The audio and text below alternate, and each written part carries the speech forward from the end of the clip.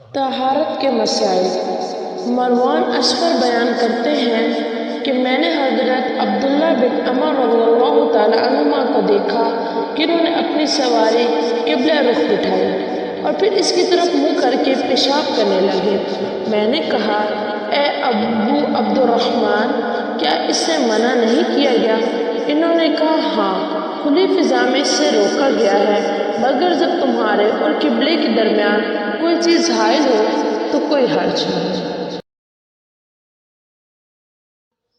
حضرت ابو ایوب انصاری رضی اللہ تعالیٰ عنہ سے مرفوعاً روایت ہے، یعنی رسول اللہ صلی اللہ علیہ وسلم نے فرمایا، جب تم بیت الخلاء میں آؤ تو اس پیشاب و پخانہ کے وقت قبلے کی طرف منہ نہ کیا کرو بلکہ مشرق یا مغرب کی طرف رخ کیا کرو۔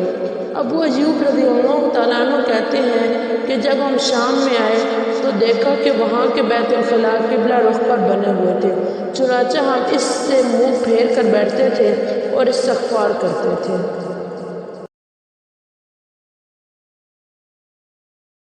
سلمان فارسی رضی اللہ تعالیٰ عنہ سے مروی ہے، کسی نے ان سے کہا کہ تمہارے نبی نے تو تمہیں سبھی چیزیں سکھائی ہیں حتیٰ کہ پیشاب پخانے کا طریقہ بھی۔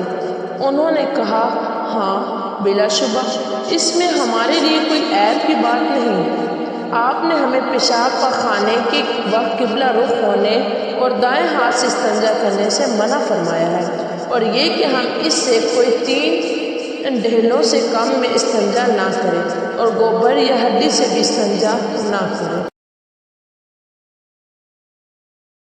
حضرت زید بن ارقم رضی اللہ تعالیٰ عنہ رسول اللہ صلی اللہ علیہ وسلم سے بیان کرتے ہیں کہ آپ نے فرمایا، یہ بیت الخلاء جنوں اور شیطانوں کے آنے جانے کی جگہ ہے، لہذا تم میں سے جب کوئی بیت الخلاء جانا چاہے تو یہ کلمات کہہ لیا کرے، اعوذ باللہ من الخبث والخبائث، میں خبیث جنوں اور جنیوں سے کے شر سے اللہ کی پناہ میں آتا ہوں۔